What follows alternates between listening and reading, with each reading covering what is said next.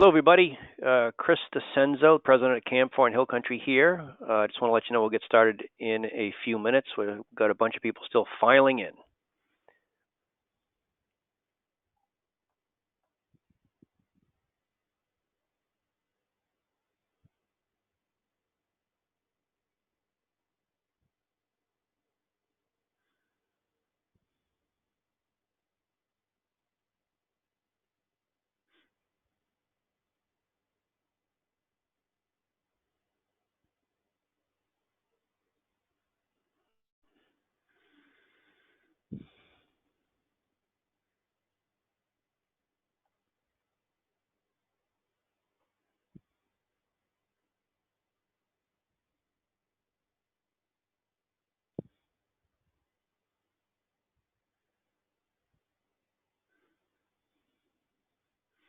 We'll go through a little administration while we're waiting for those that are here. And you can see maybe in your top right-hand corner, there's a window.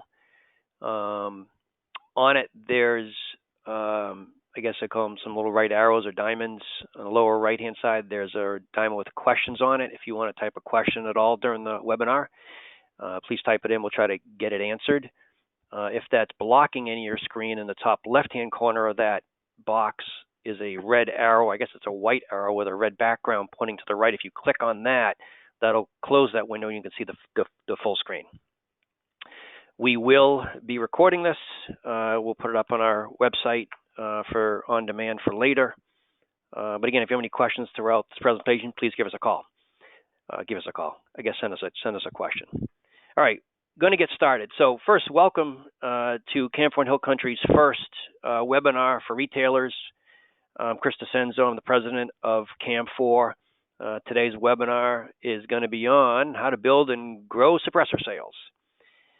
Today, the agenda is this. We'll talk a little about what the goals are for today. We'll go through some instructions to some of the other teammates that are on the line. We'll talk about the suppressor history and some of the market analysis, the Bureau of Alcohol, Tobacco, Firearms, and Explosives, and the legislation going on around suppressors, and then get into, how do you get started selling them, or if you are selling them, how to grow them more. What are ways to process? We'll talk about Form 4 a little later on, how to make it easier to sell suppressors by processing it. And then also, we've got some promotions that might help you get started. Start with our goal. It's education. Want to provide some education and insights to you. How do you grow your business? How do you grow the performance and the sales of your dealership? That's what this is about. We hope to put on these webinars on a regular basis with a lot of different topics.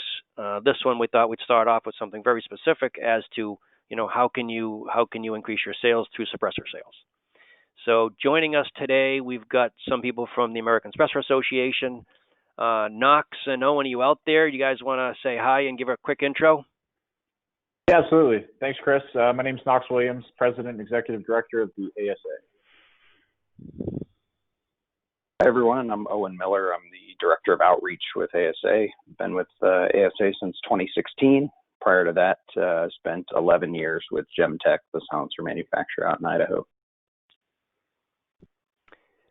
Scott, are you out there? Yes, sir. My name is Scott McCurley. I am a sales representative with Hill Country Camfour. I've been in the business for 10 years now, 3 years in a retail gun range, and 7 years for wholesale distribution. Been selling suppressors the entire time, something I'm really excited about and excited to share that with you guys. I'll say Scott is one of our top sales suppressors, a salesperson selling suppressors. Brad? And I'm Brad Wiper. I'm a sales rep here with the company as well. In addition to sales, I handle Form 3 paperwork, so the transfer paperwork when we ship you as a dealer silencers. And my retail is heavy, or my background is heavy in retail sales. I ran my own store heavy selling suppressors for about 6 years before coming over to the wholesale side. In my understanding, you should do a little nighttime work weekends, helping out your brother. Is that right? Yes, sir. And this is Chris DeCenzo, the president of Camfour. Actually started in September. Ran some consulting practices before that, one particularly focused on the shooting sports industry. And if you go way back, first job out of school was actually Sternberger's first degreed engineer. So hopefully this team today will give you some insights on how do you grow your suppressor business or get into it. I want to start with, the first thing I want to do is just get an understanding of the audience that's here. And so we've got a poll for you, and the question is, how many suppressors do you sell on a monthly basis? So if you would just click on that and identify, 0 because you knew you don't have your SOT, or 1 to 5, 6 to 10, 11 to 20, you get one choice, or over 20. It gives us a little sense of what the audience is here. How many are new? How many are selling? How many are selling many or a little?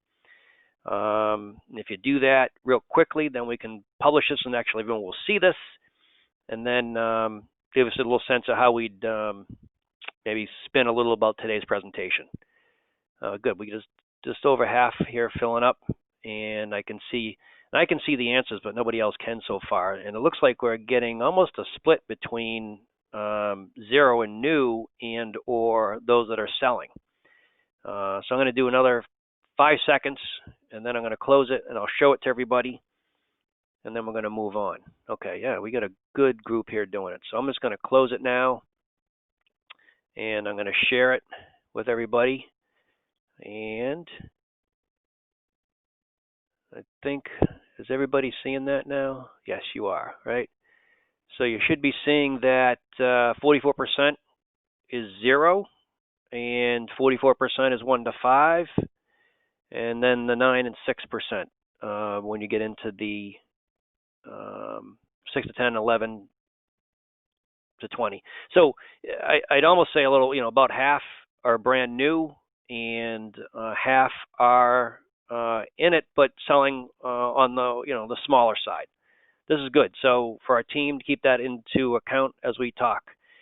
Let's go now, and what I'm going to do is I'm going to pass this over to Knox and Owen at the American Suppressor Association, and they're going to walk you through some of this history here. So let me get over to Knox, and I'm going to pass this to you, Knox. Here it comes. Awesome, got it. Thank you, Chris. Go ahead and launch this full screen, and we'll go ahead and get started. Want to just start off by saying thank you to Camfour for hosting this, and thank you all for attending. We hope that you find this information valuable and insightful. And really what we're trying to do is kind of give everybody a crash course into, suppressor history, when they were invented, why they've been regulated, and the work that our association is doing to try and ease those regulations and statutory restrictions so that you can buy, sell, make, and people can use suppressors nationwide. Again, my name is Knox Williams with the American Suppressor Association, and I spent 3 years working at Advanced Armament back between 2009 to the very end of 2011. And while we were there, I wanted to be able to hunt with suppressors in the state of Georgia, but we couldn't. So we realized pretty quickly that if we were going to be able to affect change at the state or federal level, we would have to start an association that really encompassed kind of the whole suppressor community. So that's exactly what we did back in 2011. We set our mission pretty simple, to unite and advocate for the common interests of suppressor manufacturers, distributors, dealers, and consumers. Again, top down from the folks that are making it to the end users and everything in between. We're an organization that exists to represent and fight for your interests. We formed in 2011 as a 501c6 nonprofit trade association. Right now, we've got 2 full-time employees, Owen and myself. We have several contractors that we work with. And we are working on developing the funding so that we can hire more people. We'd love to have a full-time attorney on staff. We'd love to have another lobbyist that can handle specifically the northeastern states, because as you'll see, those are the states that we continue to have the most trouble with. But we've got a very active 13-member board of directors with leaders from across the industry, and that's something that we are very proud of. This next slide shows the work that we've done since 2011. Each of those red states is a state that we've had a hand in active legislation or regulatory reform. We'll get into some of the issues that we've worked here in a little bit. We've got some of those in later slides, but we've been to 60% of the country so far, and a lot of those gray states that are grayed out, we simply haven't worked in them because the laws and regulations are good. We're not an organization that exists to go spin tires. We have limited resources, and we like to use them where we feel that they're going to be most effective. These are the states that are the battleground states for us, or at least have been. A lot of those are no longer battleground states, thankfully. But we still have a good amount of work to do, and we'll get into that here in just a little bit as well. To give you kind of the purpose of our association, suppressors are our only issue. And when we initially formed, we went back and forth on, well, do we represent all NFA? Do we come in as another gun group? And we decided that the most effective strategy for suppressors specifically was to really try and divorce ourselves from the overall firearms debate. It's not because we don't support the overall firearms debate, but suppressors are one of those few objective issues within the firearms debate. Obviously, most of us on this call will say, well, the Second Amendment is pretty objective, and I would agree with that wholeheartedly. But on the face of it, suppressors are one tool that really is an easy thing to flip the light bulb switch on, so to speak, when you can actually take people out and educate them. The whole idea that, silencers are bad because you can silence a gunshot and nobody can hear them. Well, that's unequivocally false. And anytime we take people out to the range and shoot with them, they realize that pretty quickly. We felt that making suppressors a standalone issue would open up doors, or at least not close doors, that being attached to other Second Amendment issues just pragmatically does. We are the subject matter experts on suppressors, and we work with other nonprofits and non-government organizations across the country, both state and federal levels, to push it. We are not the organization that carries the big stick. That's your NRA, your NSSF, your Congressional Sports Foundation. Those are the folks that have the kind of the 800-pound gorillas in the room that have the built-in connections with the legislators and regulators.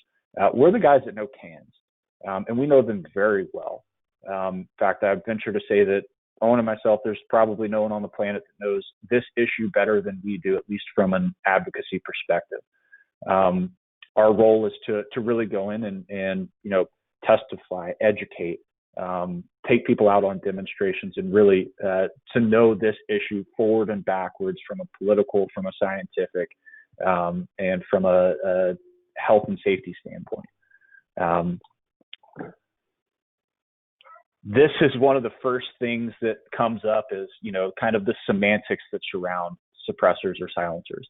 When we initially formed, we actually called ourselves the American Silencer Association. We changed it back in 2014 because I got tired of going to state legislative bodies and testifying and saying, hi, my name's Knox Williams with the American Silencer Association. By the way, these things don't actually silence a gun. So we changed our name to the American Suppressor Association. At the end of the day, whether you call it a silencer suppressor, in England, they call them a moderator. They're the exact same thing as a muffler, or colloquially, if you want to be tactical, you call them a can. They're all talking about the same thing. But the biggest thing to remember, at least from our perspective, is nothing can actually silence the noise of a gunshot. Politically, that is the main point that we, repetitively try to drive home to these folks. So the next logical question is kind of why do some people call them silencers and why do some people call them suppressors, and vice versa? And we think it's important to really understand where suppressors came from if you want to understand where they're heading. Back in 1909, Hiram Percy Maxim, the son of Hiram Stevens Maxim, the guy that invented the machine gun, he patented what he called Maxim's silent firearm. And that was the genesis or the origin for the term silencer. He formed a company called Maxim Silent Firearms Company. Its first headquarters was actually across from City Hall in downtown Manhattan, which shocked us. We went to an archives and did some research last year in Delaware, and learned that little tidbit. I thought that was just fascinating that silencers were literally born out of the building across the street from downtown City Hall in New York City. But anyways, he developed these, and this is a direct quote from one of his early pamphlets, to meet his personal desire to enjoy target practice without creating a disturbance. He didn't like noise. The guy wanted to be polite to his neighbors and not irritate them when he wanted to go out and shoot. which obviously is something that was a vein that ran strong within his family. So he essentially created the idea and the concept for a muffler. He, should come as no surprise, he was also the guy that invented the car muffler. He was one of the first inventors of the automobile. Didn't get that title, but he built them around the same time as Daimlers and some of these other folks were at the turn of the 19th to 20th century. And he didn't know that other people were doing it at the time. So really just an absolute genius. He marketed silencers, as he called them, as a way to shoot without noise. And that's really kind of one of the starting points for why silencers or suppressors, as we'll kind of start calling them again for the rest of this presentation, started to become a political topic. In a lot of ways, he was a victim of his own marketing success. He convinced too many people that you can actually shoot and it will eliminate the noise. Nobody will be, any the wiser if you use one of his mufflers on your gun. And that was one of the major contributing factors to their inclusion in the National Firearms Act. Fast forward a little bit to 1934, so about 25 years later after he first successfully patented the silent firearm. And they were included in House Resolution 9066, which is more commonly referred to as the National Firearms Act. Originally, in the first draft of the bill, handguns were supposed to be included. So this was a bill that didn't ban any type of firearm, but it did levy a $200 tax, which was, for all intents and purposes, a ban at the time. If you were to adjust it for inflation, that $200 tax would equal roughly $3,500 or so, ballpark, in today's money. But it was more than a month's average wage at the time for most people living in 1934. President Roosevelt wanted to ban guns. He wanted to ban machine guns and all these other things. He knew he didn't have the statutory authority, and that's why he levied that tax, which was the next best thing that he could do. And unfortunately, similar to kind of, universal health care, and Obamacare, that is upheld by the court system and has been several times throughout the years. Getting back to suppressors, they were originally only supposed to be restricted when used on a handgun. However, when they removed the pistol provision, they really had some sloppy legislative drafting.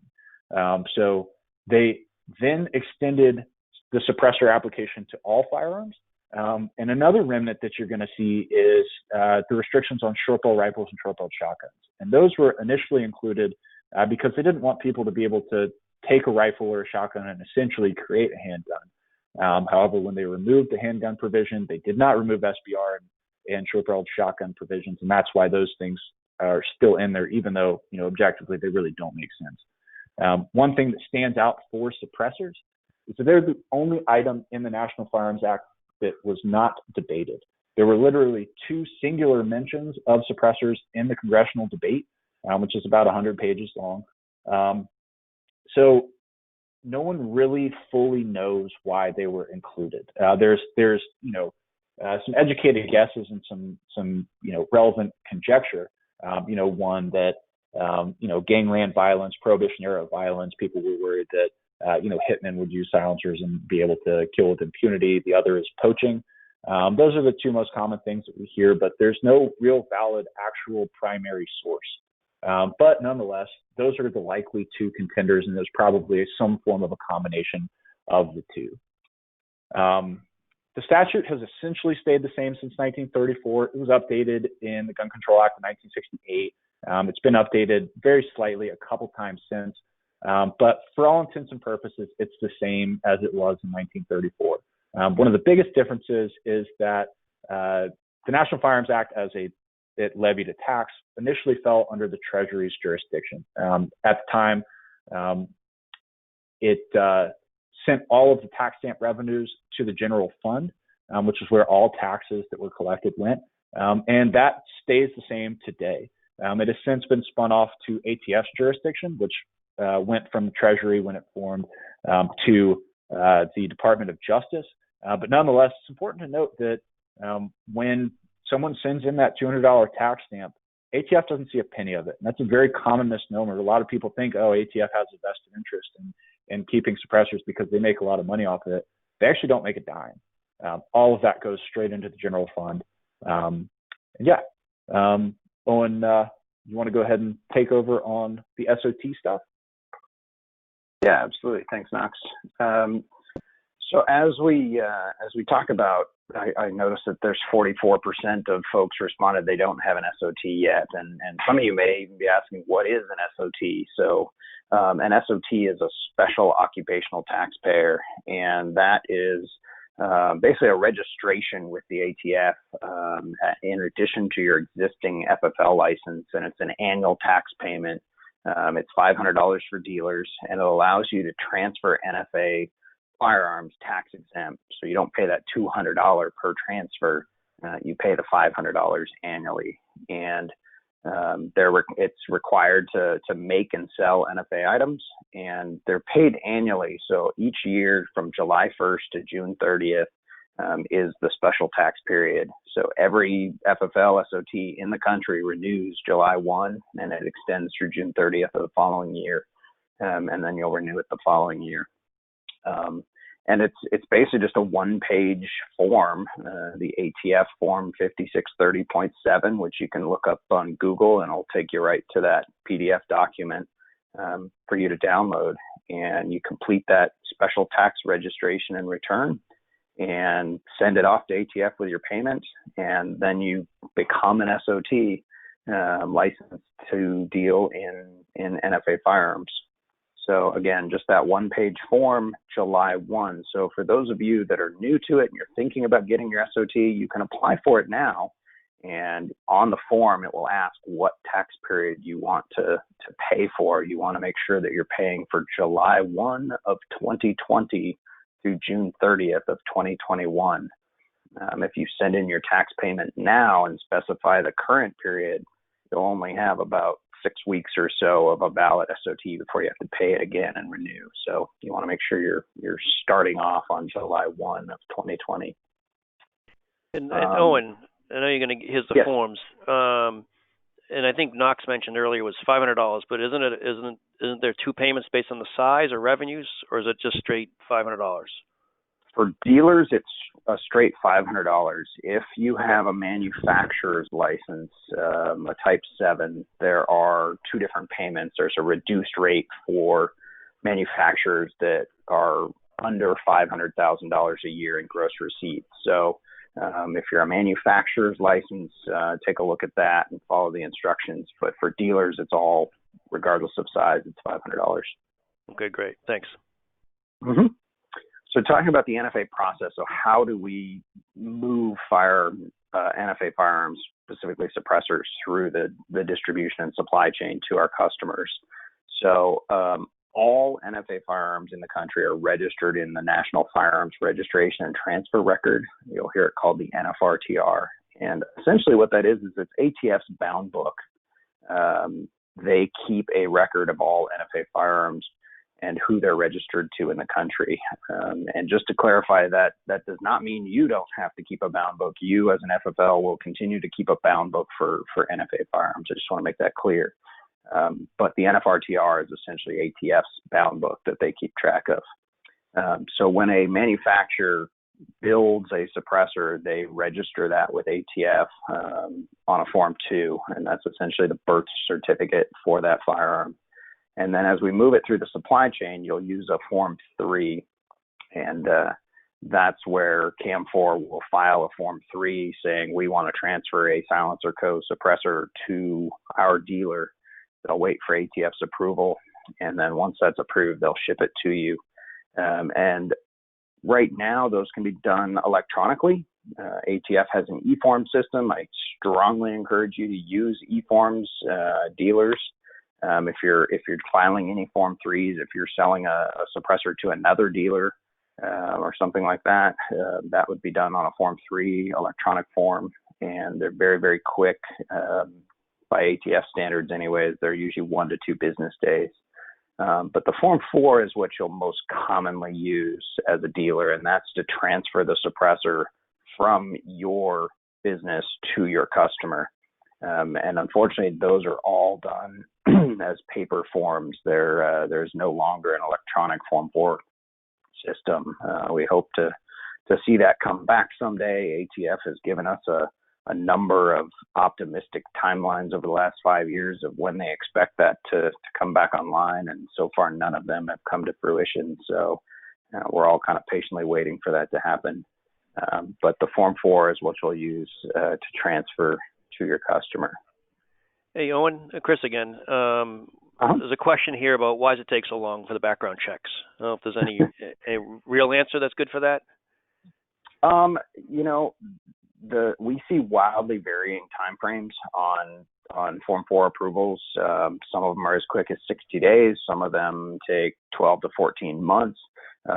There's a number of factors that can be involved there. Some of them can be explained by ATF. Some of them are just unknown why they take that long. And I'm in no way defending this process or defending ATF. It certainly takes 2 months is frankly too long for it to be approved. I will say that part of it is related to volume. It does not take a great deal of time to conduct a background check and approve a Form 4. However, to approve your Form 4, they have to get to the other 100,000 forms that are sitting in front of it. And that is part of what takes so long, is their backlog and their volume of forms. We'll talk a little bit. I've got some graphs here that'll show you kind of the volume of Form 4s annually. And you'll kind of see that there's just a lot of them. So this graph here, talking a little bit about what the market is like for suppressors. So this shows the number of registered suppressors in the NFRTR by year. So every year in August, ATF publishes their annual firearms commerce report, and they list how many suppressors are in the NFRTR. And you can see just the growth rate from 2011 to 2020. You'll notice the months are a little bit off. There's January 2011, March 2012. ATF never seems to use the same 12-month period rolling each year, so we get a little bit of a kind of 8 to 14 month range, but you can see some pretty significant jumps in 2016 to 2017, and then another pretty good jump from 2018 to 2019. But there's currently, I would anticipate that number has crossed over 1.8 million. We were just shy of that in January 2020 of this year. This graph, this shows the number of SOT holders that there are in the U.S., and you can see it growing as well. So there's about 200% growth in SOTs in the last 10 years or so, from a total of about 4,000 up to now over 12,000 SOTs. So that's both good news and bad news. The good news is that there's a lot of people entering the market, but that the growth rate for suppressors and Form 4 applications is outpacing that. So you may have competition, but their sales are growing at a faster rate than the number of SOTs.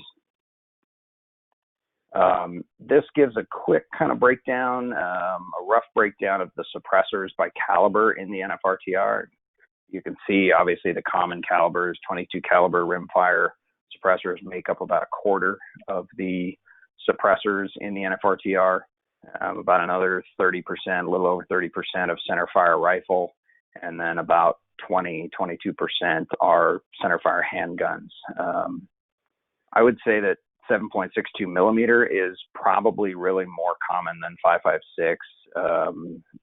The way ATF breaks down the calibers, it makes it a little hard to get a real accurate count.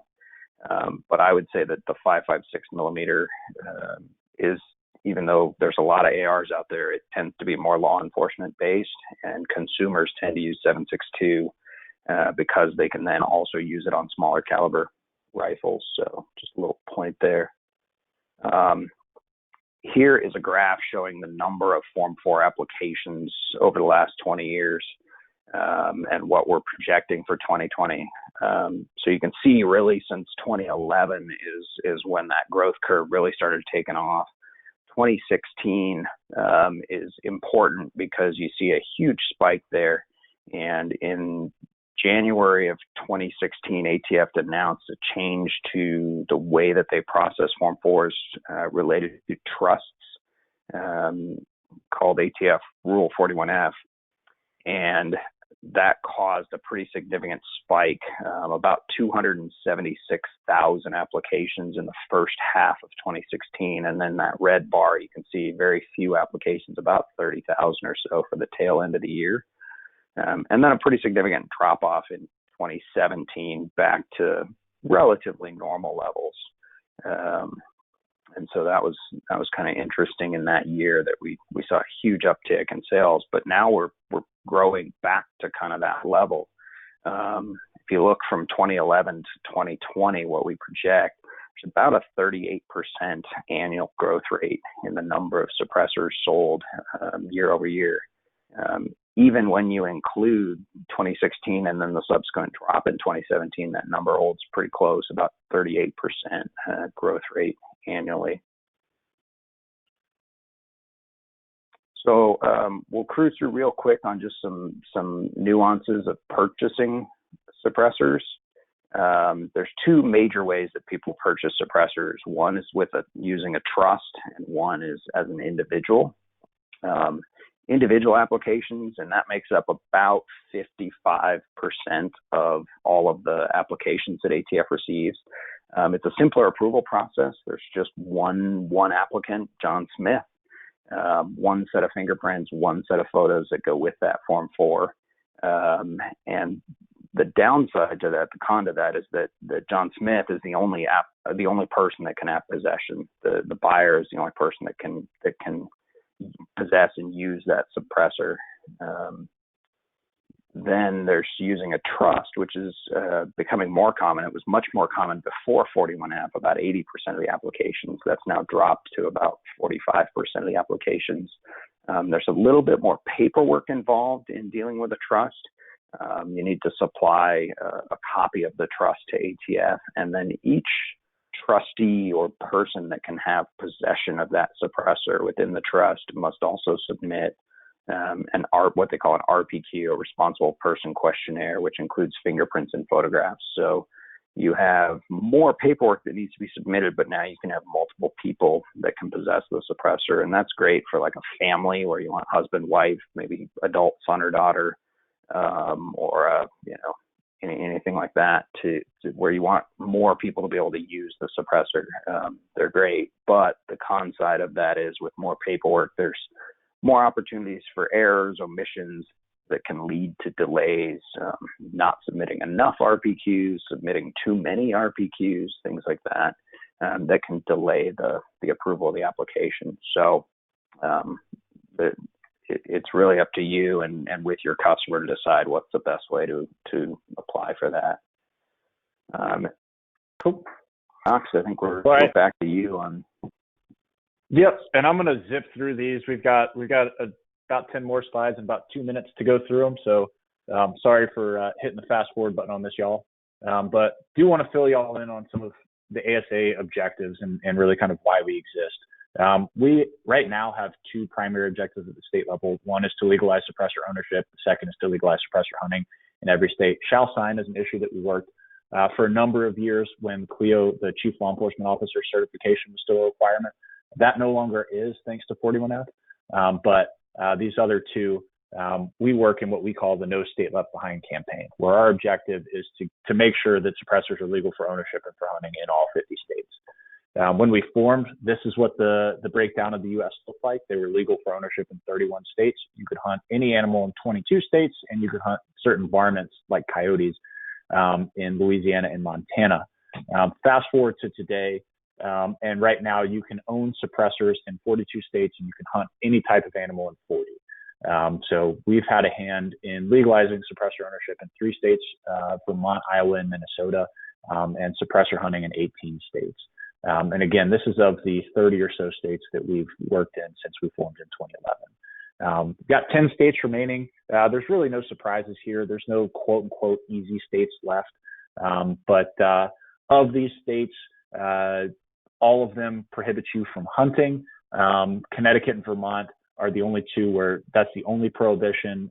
The other 8 remaining states, even own a suppressor. So those are all places that we've got legislation that we've introduced and are working through the legislative process on.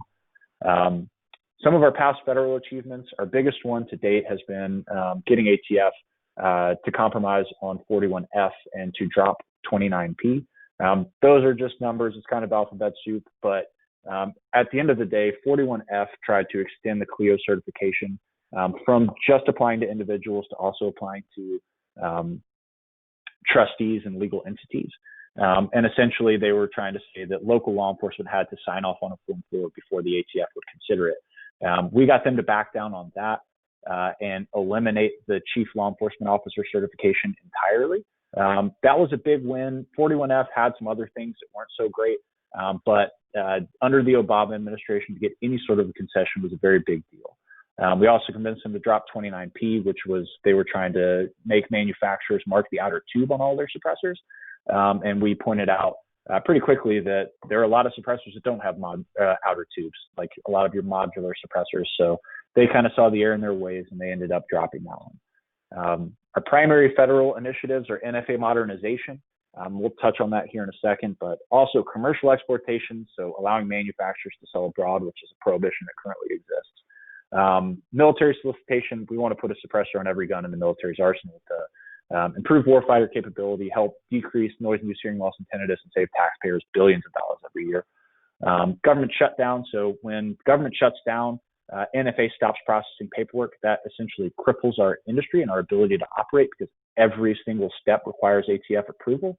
So we've been working on that. We spent 2 weeks in DC trying to work that during the shutdown. And we're working to try to make sure that in the event of another shutdown in the future, that NFA is not affected. The last is the Hearing Protection Act and trying to get suppressors removed from the National Firearms Act. When we say NFA modernization, our biggest goal is to create some sort of a time limit on the approval process. We've set 90 days because that's a feasible limit that the ATF has said, yeah, we think that we can do it. Our retort is, well, why aren't you doing it now? And they say, well, they kind of twiddle their thumbs. But a 90-day limit to approve or deny an NFA application, create a new electronic forms system, and fix the suppressor parts and components language. A lot of y'all might not be aware, but under federal law, every single component of a suppressor is technically a suppressor, which means that if ATF wanted to reinterpret, they could require you to serialize every baffle, spacer, muzzle brake, and flash suppressor, and basically go through the NFA process for them. We don't want that to happen. We're working on fixing that, but that will take legislation to do it. We're obviously not being very public about that, but ATF is aware of it, and they actually came to us asking for us to help them fix it. Our biggest piece and our cornerstone for our association is removing suppressors from the National Firearms Act. And we initially helped author the Hearing Protection Act back in 2015. Right now, we view it as a big long-term strategy where we're going out and meeting with legislators constantly and trying to build that educational foundation so that the next time the stars align, so to speak, we have an opportunity to strike. We were very close in 2017. Had the events in Las Vegas not transpired, we believe that we would have got it to the president's desk. However, that did happen. It set us back for years, but our job is to make sure that the next time we have an opportunity, we'll be ready. And that's essentially what we've got. Chris, I don't know if you've got any questions or you want to go ahead and take over. Hey, I want to first thank Knox and Owen. Thanks very much for doing this. The thought for the dealers was, to give you some insight and background on Suppressor, the history and all that.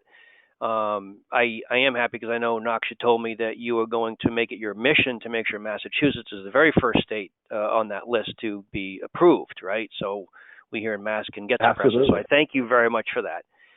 If dealers want to know more, right, did you have a slide on where they could learn more about ASA and become a dealer or something like that? Or yeah, did we add? Yeah. Oh, okay. Yep. Yeah. So again, this will be on the website recorded, but here's some place that you can go and be a dealer and then support what Knox, Owen, and the ASA is doing. Awesome. Knox and Owen, thanks very much. I'm gonna, I think, try to take it back here and finish this thing off. There we go. Okay. Should we be seeing my screen? And so let's talk. That was a little bit about the history. Let's talk now about, how do you start selling? How do you sell more? I believe Brad is going to talk about why sell suppressors. Let's get into some of the sales piece of this. Brad? Yes, sir. Brad Wiper here. Get right into it. Why should you sell suppressors? You're in business. You're in business to try and make a buck, right? So one of the main reasons is higher profit margins. The guys from ASA touched on it. There's about 12,000 SOT holders out there, and I don't have the exact number, but well over 100,000 FFLs. So if you're selling cans in your store, you do not have a ton of competition in the silencer world. You're typically not, nickel and diamond back and forth with the other shop down the street, and you're not having to compete nearly as much with the online guys. New customer base. You're gonna attract all sorts of different people. Not all that you would necessarily think would be looking to buy suppressors. I know I have a story I always tell. A gentleman came in my store. Looking at this guy, you would not expect him to be in the market for silencers, but he was a farmer. The wild hogs, the pigs were tearing up his crops, and he came to us. He heard that we were the guys to go to for cans and stuff, and we ended up getting him set up with a really nice setup, short barrel rifle, silencer, and night vision to take care of his pig problem. But the point being in that it's not, don't judge a book by its cover. It's not always going to be the military law enforcement type. There's lots of people who would see benefits in owning silencers. Repeat customers. Cans are like Pringles. Most guys don't end up with just one. I've got 6 or 7 silencers personally. You'll get a customer who picks up a 30 caliber can, gets to shooting that, and then says, you know what, my kids or my grandkids, they really like shooting this little 22. Would be pretty cool to have a little 22 can on there. So you end up with repeat business, and there can be a ripple effect on that as well, depending on your store and what you have going on there individually. If you offer gunsmithing services, if you can thread a barrel, you will see increased revenue from that. If you own a range, you can see increased revenue through rentals. Another reason, noise suppression increases shooting. Doesn't take a guy long to figure out shooting suppressed. It's a lot more fun than shooting unsuppressed. It just is. So hopefully they'll be out shooting more. Increased ammo sales. You also be able to sell, which not every store carries, subsonic ammunition. Again, just different and new sources of revenue for you and your store. Not always, but often you end up talking to a little bit more of an educated customer. Some of the guys, like I'll use, kind of my profile as an example. Younger guy, a veteran, guy coming looking in for a can, pretty computer savvy. Chances are they've spent the time, done the research, watched all the YouTube videos and the comparison videos, and they have a pretty good idea on what they're looking for, which is always a plus on your end when dealing with the customer. Go to the next one there. All right, some challenges that maybe for you, for those of you who are trying to decide whether you want to jump into this or not and get your SOT and start selling cans, and some objections, some things you'll run into from your customers. A seemingly complex sales and admin process. This is just like anything else in this business, or any business for that matter. The easier you make it, the more success you're going to have. Customer walks in, oh, you guys have silencers, cool. Yeah, it's a pain. I got to do this, I got to do that. If you have it set up, which we'll get into here in a little bit, to where it's easy, you say, no, here's what we do. We have it set up for you A to Z. We can take care of everything. You're in and out of here in whatever, half an hour, and you're done.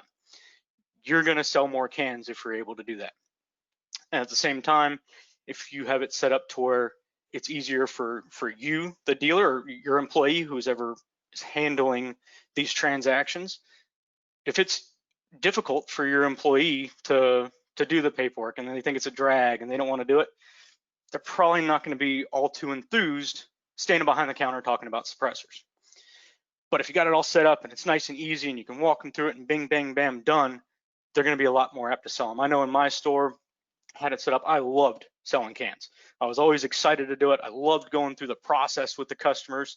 It's more of a little bit more of an intimate process. You know, you're doing their photo and their fingerprints and stuff.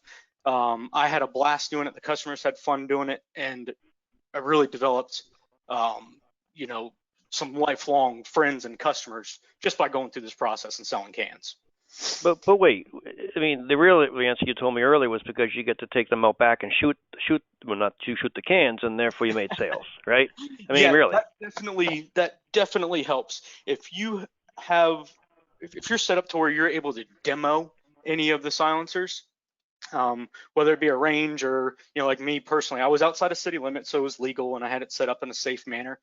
But, you know, I'd be talking to the customer and, you know, hey, have you ever heard one of these things? I'd be like, ah, no, you know, in a movie or whatever. So, okay, come on. I would grab a 300 blackout with some subsonic ammo and a silencer and go around out back and put a couple of rounds into the dirt, and you'd get laughter, you get wide-eyed jaw drops, some words that I'm not going to repeat here, but that got customers really excited. If you can set up a way, if you don't have a, you know, a way there on your property to do it, you know, maybe get with a local range or somebody with some property that you can do it, obviously legally and safely, to where you can demo cans for customers. Let them hear it, let them see it, let them feel it. You will sell cans. I was extremely successful doing that. A main objection that you'll hear from your customers if you start selling cans, or those of you that are, I know you hear it, well, I don't want to wait. It takes forever. I had guys, you know, they'd been coming to my store for 2 years and they've been saying the same thing. It's like, come on, man, if you would have started 18 months ago, you'd already be out there shooting quietly, you'd be done. ASA's fighting hard to change the legislation. The wait times aren't going away anytime soon. Okay, so you can tell your customers, look, you're waiting so that you might not one day have to wait. If you want the things, let's get it rolling. One tool that I used might not be right for every dealer, might not be willing or able or whatever, but I offered a little bit of an extended layaway program. So, we got the customer's paperwork done for the can, they paid for the tax stamp, and did like 25% down, and then we gave them, I don't remember exactly what it was, 4 months or 6 months to spread out the payments, and that made it a lot easier for some of my customers to go ahead and take the plunge. And not to jump to solutions here, but it's true that they could, if one of the dealers, they own ranges, they can, the consumer can come in and shoot it at the range, right, before they get their final approval. Yeah, correct. Is that right? A lot of ranges that sell cans, they offer, we call them conjugal visit. The customer can come in while his paperwork is pending, while he's waiting on his Form 4 to come back, and use his can there on the property at the range. Which that again could be additional revenue for you. Selling, guy buys a silencer and he's not a member of your range, well, chances are he's probably going to be. So again, additional revenue sources. Let's see, deciding what to stock. That's something that your sales reps are be more than happy to help you out with. We can give you the top selling cans from whichever manufacturers, and the manufacturers reps are always more than happy to help out, answer questions, visit your store, all that fun stuff. After a little while though, it's like everybody stocks Glocks. There's certain models that you try and keep on hand all the time, right?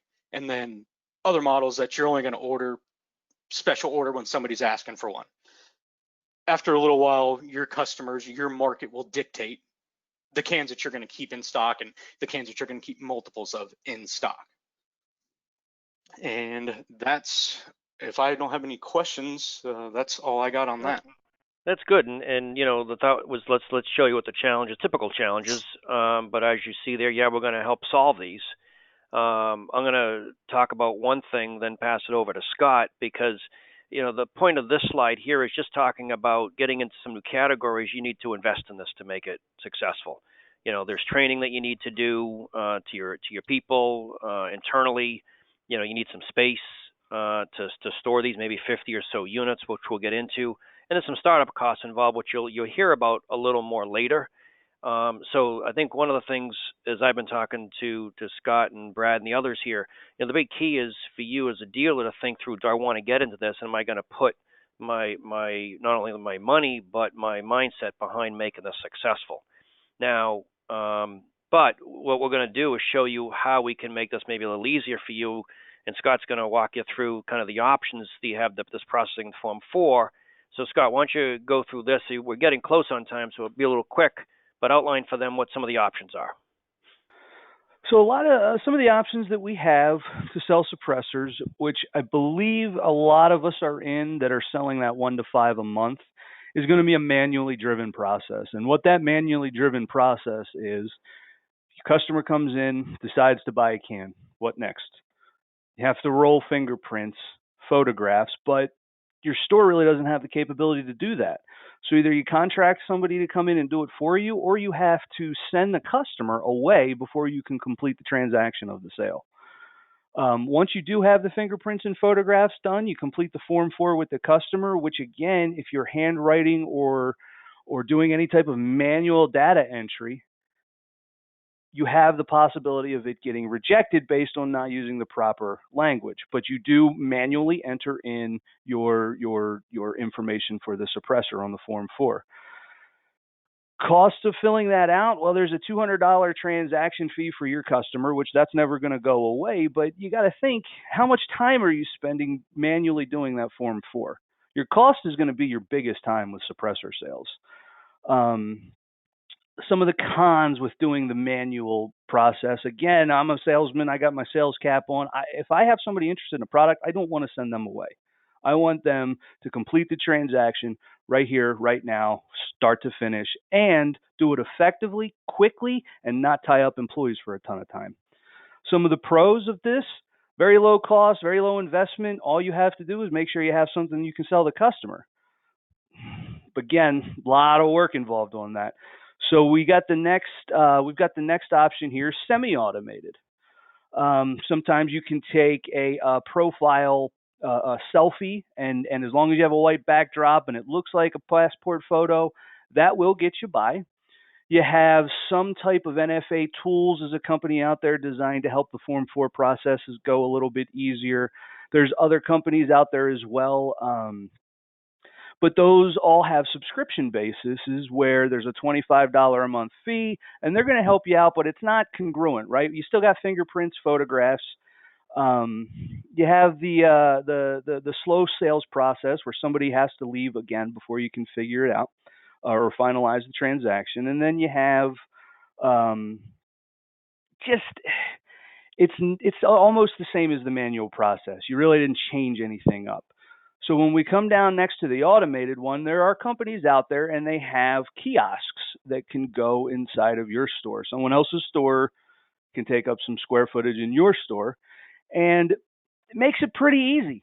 It makes it really easy. It's got a fingerprint scanner in there, photograph machine. There is a $5,000 investment, but once you get rocking and rolling with suppressor sales, the $5,000 investment, while it may be expensive, I think it pays for itself. The biggest pro to having a kiosk of something of that nature is a fully integrated solution to where you are completely hands off. The cost of that, though, is going to be your margins to have that automated, fully integrated solution. The thing that I think makes sense for all of us dealers who don't either already have the kiosk or are struggling with our suppressor sales is an automated process in which we can extend your store into the NFA world, not bring another store inside of yours. And how we do that is we're going to partner with you and we're going to try to figure out what hardware do you need, what subscription services do you need, and how can Camfour or Hill Country help you with that product. the thing about this is it's got about the same investment dollar value. It's not a fully integrated system, but because you're doing the extra step where you can complete the transaction 100% inside your store, you're going to get the best value with the highest profit margins and also be able to maintain your own customers' information. Because once you fingerprint and scan them, they can come back and you just made the process that much easier for them to continue buying suppressors from you and you only. Thanks, Scott. So the thing we're hitting upon here is getting more to the automated side, and I think it was Brad, right? We were talking earlier. If you were to start over again, you were selling how many suppressors are you selling a month at your store? Oh, for a while there, I mean, there was times where I'd sell 12 or 15 a day, probably on average. Over the years, 5 to 10 a week kind of thing. That was a good volume, but you invested in that, right? You focused on doing it and made it very successful, right? I invested in it, and that's when I saw things really take off. Yes. Yeah. And the automation is kind of why we're sharing this with those listening, is the automation piece. So this Secure Outcomes is a tool. The company's called Secure Outcomes, and they've got a tool that basically gives you something to do the fingerprinting and the photos, hardware and software to make this happen. And just real briefly, you can see that they've got 3 versions of it: this Core, Premium, and Elite. That'll make it more automated for you to process this piece of the Form 4. One thing they've offered to you by listening to the webinar today is a discount on their Elite system, or actually, I guess you get the Elite for the premium price. Now, again, this is only good for 30 days, and you need to tell Secure Outcomes that you heard about this through this webinar. But at the same time, learn more by talking to our sales reps, and they can tell you definitely a lot more about the system and how it works. But the whole goal here is to help you get more automated. We're running low on time, so I'm going to wrap up with the next few slides, again, to try to help you be more successful as a dealer. The question is, okay, great, now that I understand the process, what do I stock? Listed here are some of the top-selling suppressor brands, that you'll hear about. I guess there's hundreds of suppressor companies out there. These are the top ones out there that you'll hear on a regular basis. Camfour actually stocks supplies of the top 5 there through AAC, and Syntec being probably the top market share on suppressors in total. In fact, what Syntec has done is they've offered you, or through us, a special for those dealers, the 41% that don't have their SOT. If you get your SOT and then buy $2,500 worth of suppressors through us, they're going to give you a free Octane 2.0, a 9 millimeter, or a 45. And at the same time, we also got a special from YHM, Yankee Hill Machine, where if you buy any turbo or resonator, you'll get a free direct mount thread. And again, these are this one's through the end of this month. So check with your sales rep to see what the timing is on this. You can also reach out to us. You call your sales rep, which you can find on our website. We also have an email. If you send it to sot@camfour.com, we'll get back to you with some more of the details on this. This presentation also will be recorded. It is being recorded, actually, so you'll see it up on our website in a while. We're doing some upgrades there you might see next week. But on easygun.net, you can see the suppressors that we have. So just because of time, I want to keep us to this hour. I see almost got 2 or 3 minutes left. First, I want to thank Knox and Owen from the American Suppressor Association very, very much for joining us today, helping out, and hopefully find some good education to our dealers. We do have a bunch of questions that have been sent in. We're just running on time, and I like to be prompt on time, so we're not going to get to those now, but we'll probably send you some responses by email. I'd like to thank Scott, Brad, and also the rest of the Camfour and Hill Country sales team for making this successful. To the dealers listening, I think your next decision for those that don't have the SOT is, do I want to get it? Am I going to invest in the time and the money education to make this work? For those that have it, hopefully we've given you some tools to help you increase your sales. But again, please reach out to our sales reps. Have a good week and also be safe. So thanks, everybody. I'm going to end it right there.